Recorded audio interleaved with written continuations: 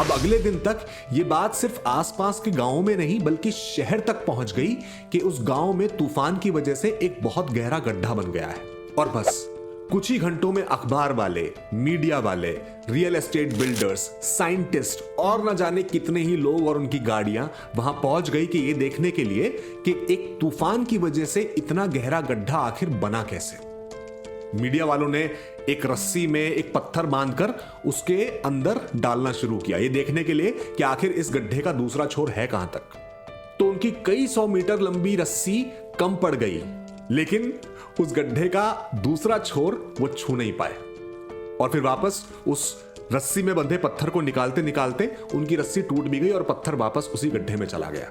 जो साइंटिस्ट की टीम वहां पहुंची थी, उन्होंने अपने लाउड स्पीकर से उस गड्ढे के अंदर कई बार आवाज लगाई, लेकिन किसी भी तरह की कोई भी इको वापस उन तक नहीं आई। तो साइंटिस्ट ने डिक्लेयर कर दिया कि इस गड्ढे का कोई दूसरा छोर कम से कम 5000 मीटर मतलब 5 किलोमीटर तक तो है नहीं।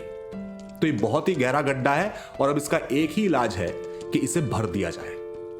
अब ये बात सुनते ही गांव वाले और वहां का मेयर वो परेशान हो जाते हैं कि इतने गहरे गड्ढे को भरने के लिए मिट्टी, बजरी, पत्थर आएंगे कहां से। और इतने में ही वो रियल एस्टेट के कुछ बिल्डर्स जो वहां पहुंचे थे, उनमें से एक बिल्डर कहता है कि मैं इस गड्ढे को भरूंगा, आप इस गड्ढे को भरने की जिम्मेदारी मुझे दें। तो मेयर और गांव वाले बहुत खुश होते हैं, लेकिन वो कहते हैं कि देखिए यहां हमारा एक छोटा सा मंदिर था, हमारे पूजा करने की जगह थी, तो हमें वो बनानी है। तो वो रियल एस्टेट बिल्डर उनसे कहता है कि आप बिल्कुल भी फिक्र ना करें, आपका वो मंदिर मैं यहां से थोड़ा सा आगे बल्कि गांव के और पास आपके लिए बना दूंगा और उसके साथ में एक बहुत बड़ा सा कम्युनिटी हॉल भी खड़ा कर दूंगा। अब कम्युनिटी हॉल की बात सुनते ही सभी गांव वाले खुश हो गए। उन्होंने कहा बिल्कुल हमें मंजूर है। और बस मेयर ने पेपर्स पर साइन किए और उस गड्ढे की जिम्मेदारी उस रियल एस्टेट बिल्डर को दे दी गई। अब अगले ही दिन से उस रियल एस्टेट बिल्डर ने गांव के नजदीक वो मंदिर और साथ में कम्युनिटी हॉल बनाना शुरू किया और दूसरी तरफ उस गड्ढे की मार्केटिंग शुरू की पूरे शहर भर में कि उसके पास इतना गहरा गड्ढा है कि उसमें किसी भी तरह का वेस्ट, यहां तक कि न्यूक्लियर वेस्ट भी डिस्पोज किया जा सकता है। जब गांव वालों को यह बात पता चली कि वो रियल एस्टेट बिल्डर अब उस गड्ढे को न्यूक्लियर वेस्ट डिस्पोज करने के लिए यूज करने वाला है, तो सबको थोड़ा डर लगा कि न्यूक्लियर वेस्ट यहां डिस्पोज होने से कहीं हमें और हमारे बच्चों की जान को कोई खतरा तो नहीं होगा। तो उसने सबको समझाया कि देखिए कम से कम 5 किलोमीटर गहरा गड्ढा पूरी तरह से भरने में कई 100 साल लग जाएंगे। आप अपने बारे में छोड़िए, अपनी आगे की कई पीढ़ियों के बारे में भी फिक्र ना कीजिए, यहां किसी को कुछ नहीं होगा। और न्यूक्लियर वेस्ट डिस्पोज होने से जो भी मुझे प्रॉफिट होगा उसका एक हिस्सा मैं आप लोगों को भी दूंगा। तो बस प्रॉफिट की बात सुनते ही गांव वाले और खुश हो गए और उस रियल एस्टेट बिल्डर ने, ताकि किसी भी तरह का वेस्ट आसानी से शहर से इस गांव में आ सके, गांव से शहर तक की एक पक्की सड़क भी बनवा दी। और फिर क्या था, डिफेंस मिनिस्ट्री ने इस बात को तुरंत अप्रूवल दिया कि देश का सारा न्यूक्लियर वेस्ट उसी गड्ढे में डिस्पोज किया जाए। तो धीरे धीरे न्यूक्लियर वेस्ट अब वहां डिस्पोज होने लगा। बाकी सब मिनिस्ट्रीज के डॉक्यूमेंट्स, कई सारे क्लासिफाइड डॉक्यूमेंट्स, टॉप सीक्रेट्स जिन्हें सरकार डिस्पोज करना चाहती थी, अब उस गड्ढे में आकर डिस्पोज होने लगे। गड्ढा इतना गहरा था कि उसका दूसरा छोर किसी को मिल ही नहीं रहा था। कितना भी कुछ उसमें डाल लीजिए, वो भरने का नाम ले ही नहीं रहा था। तो बस इसके साथ साथ कई और डिपार्टमेंट्स, कई और महकमे और मिनिस्ट्रीज लाकर अपने अपने डॉक्यूमेंट्स, जो कुछ भी डिस्पोज करना था, जो कुछ भी लोगों से छुपाना था, सब आकर उसमें डिस्पोज करने लगे। वो गड्ढा मानो पूरी गवर्नमेंट के लिए, सारी मिनिस्ट्रीज के लिए एक ब्लेसिंग बन गया।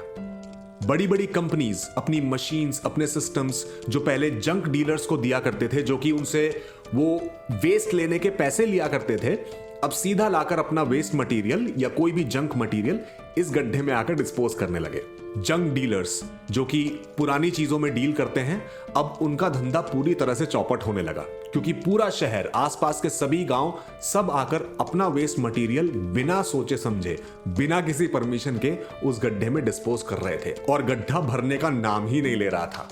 नौबत यहां तक आ गई कि कोई भी रिलेशनशिप टूटने के बाद, ब्रेकअप के बाद, डिवोर्स के बाद, लोग ला लाकर अपनी पुरानी फोटोज, पुराने गिफ्ट्स, पुरानी यादें सब आकर उस गड्ढे में डिस्पोज करने लगे। वो गड्ढा अब अपने आप में एक टूरिस्ट स्पॉट बन गया था, जिसमें आसपास के गांव के लोग, शहर के लोग सब आकर अपनी अपनी वेस्ट चीजें, बेकार चीजें डिस्पोज करने लगे थे।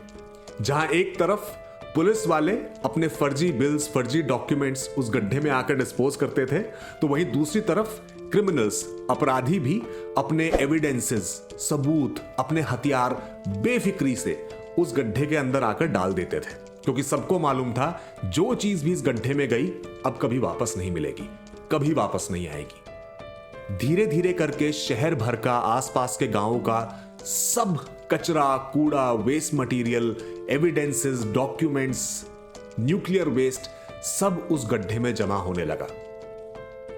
पूरा शहर, आसपास के सभी गांव सब साफ होने लगे। हर जगह अब सिर्फ सफाई सफाई दिखती थी, क्योंकि किसी भी तरह का कचरा, कूड़ा, गंदगी, कोई भी वेस्ट सीधा उस गड्ढे के अंदर जाकर डिस्पोज हो रहा था। शहर पहले से भी कहीं ज्यादा खूबसूरत हो गया। जगह जगह नई नई कंस्ट्रक्शंस होने लगी, बिल्डिंग्स बनने लगी। जिन जगहों पर पहले कूड़ा जमा किया जाता था, जो लैंडफिल्स थे, सब में जगह खाली हो गई और अब नई नई बिल्डिंग्स, नए नए कंस्ट्रक्शन सबको दिखने लगे। ऐसी एक अंडर कंस्ट्रक्शन बिल्डिंग में जब कुछ मजदूर उस दिन वहां काम कर रहे थे, तो सबसे ऊपर छत पर काम करते हुए मजदूर ने कुछ देर काम करने के बाद जब आराम करने की सोची, तो वहीं ऊपर बिल्डिंग की छत पर लेट गया और अचानक से उसे ऊपर आसमान से एक छोटा सा पत्थर आकर उसके चेहरे पर लगा। उसने आसपास देखा, किसने पत्थर उसे मारा, पर उसे कोई नहीं दिखा। फिर उसने ऊपर देखा तो आसमान की तरफ से वो पत्थर आया था। यह बात साफ थी, क्योंकि वो खुद एक बिल्डिंग के ऊपर था। अब उससे भी ऊपर से और कौन उसे पत्थर फेंकता। और इतने में वो कुछ और करता या उस बात को समझने की कोशिश करता, अचानक उसे ऊपर से आवाज आई, हे कौन?